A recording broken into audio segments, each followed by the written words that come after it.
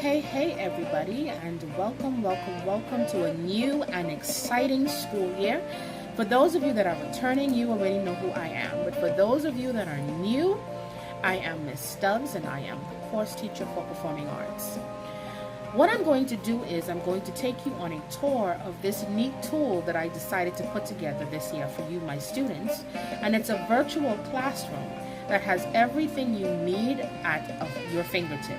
All you have to do is click and bam, you are somewhere, whether it be a website that will help you with theory, or it would be to my email to send me an email for something that you need, or sheet music, or a website, or even to your Google Classrooms or to our YouTube channel. So first and foremost, I want to point out in this classroom is that if you look at the bottom left corner, you will see that we have a piano.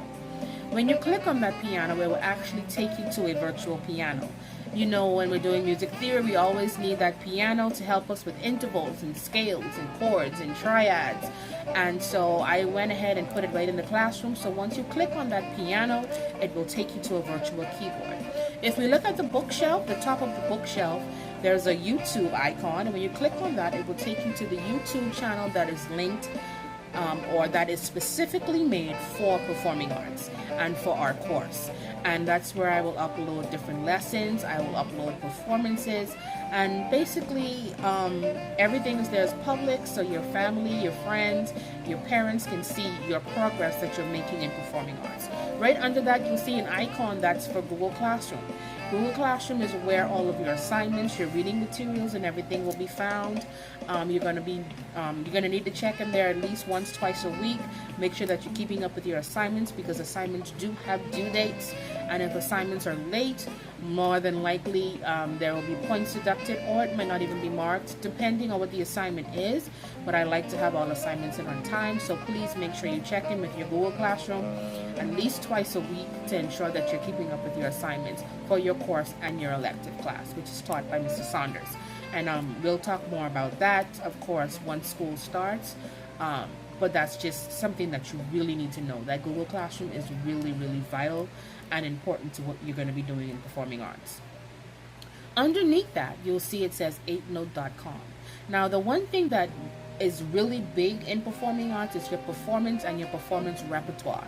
And, you know, as performers, you're required to have a repertoire and you're required to have a portfolio. And in your portfolio is the sheet music and information on your repertoire. So 8note.com is one website that I use a lot when it comes to finding sheet music, especially for my piano and my instrumental students. Another website that I like to use, if you look right next to the YouTube channel, it says scribe.com. I normally give students my login information, my password, so that you guys can access that as well. And that's another site that you can use to find your sheet music that you would need for your vocal music, instrumental music, or whatever is assigned to you. On the left of the YouTube channel, you will see it looks like a little composer. My grade 11 students, you are going to love that little icon, because that icon will take you to the link that will, or take you to the site, or I should say, that has all the information on the composers that we will be studying in music history. So that link is going to become your best friend in grade 11 as we go through the different time periods in music history and the composers, the very influential composers that were around during those periods. Right under that, you'll see it says Music Theory Guy. I absolutely love the Music Theory Guy. I actually use his videos in my lesson. So this is just now going to make it hands-on for you, because once I use them in my lessons, then you now have the opportunity to go back and review the videos, because now all you have to do is click on that little icon. It will take you to his YouTube channel, and all of the videos that I will be using in class are also now at your fingertip, and you'll be able to access them yourself when you need a refresher on particular topics. So that is going to be handy as well. Above that, you'll see that there's a poster that has the staff lines for the bass and the treble clef. When you click on that, it's going to take you to musictheory.net. This is also going to become a very handy, nifty resource for students because it actually has lessons on topics that I teach in class: accidentals, scales, intervals, note identification. And as you do those lessons and as I teach those lessons, you can actually now go to musictheory.net and you can actually get supplementary information to reinforce what was taught in class, and then they have exercises that you can do. And I will also be using this to give exercises to students to make sure that they understand what was done during class periods. So that's going to be another website that you are going to visit frequently. And please, I encourage you, all of these resources that I'm giving you, to use them at your advantage. They are going to be very helpful in your growth and development as musicians and as students in music and performing arts.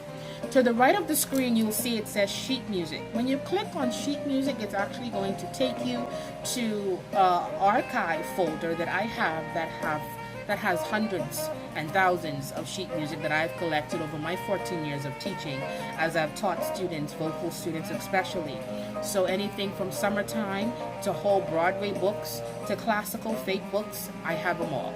And I will actually update this folder as I get information so that the folder will always be up to date.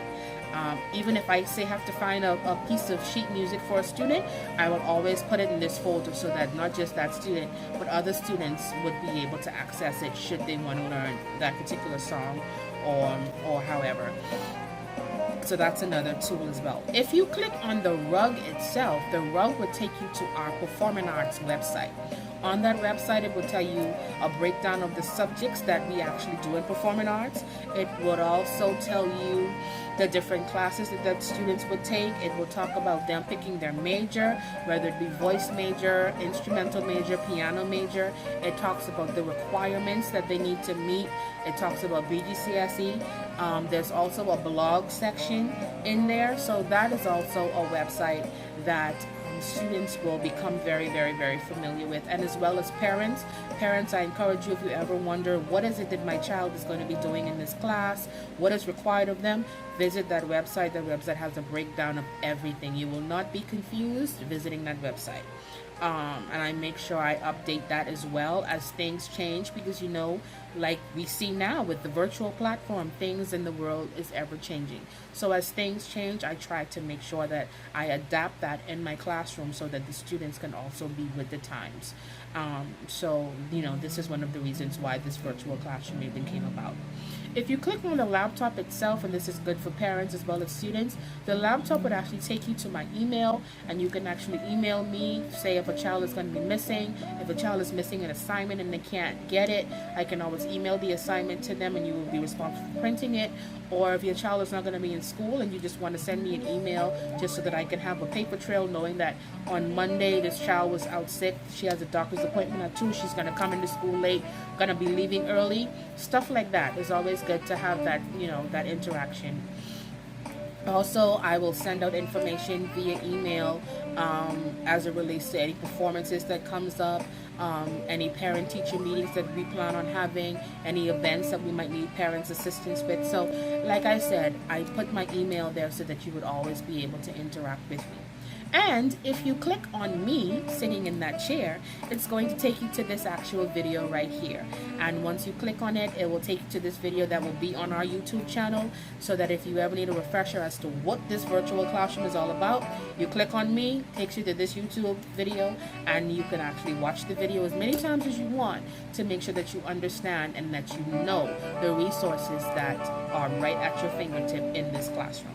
So again, welcome to a new school year. I'm looking forward to working with each and every one of you. I'm looking forward to interacting with all you parents. Like I said, any questions, feel free to contact me via email, or some of you even have access to me and have my phone number. You can always call, text, WhatsApp, and I'm always here to help them meet the needs of my students as well as their parents. So welcome, welcome, welcome again, and I hope this was helpful, and I hope you use this virtual classroom to your advantage. Thank you, thank you, thank you so much for listening, and see you in class.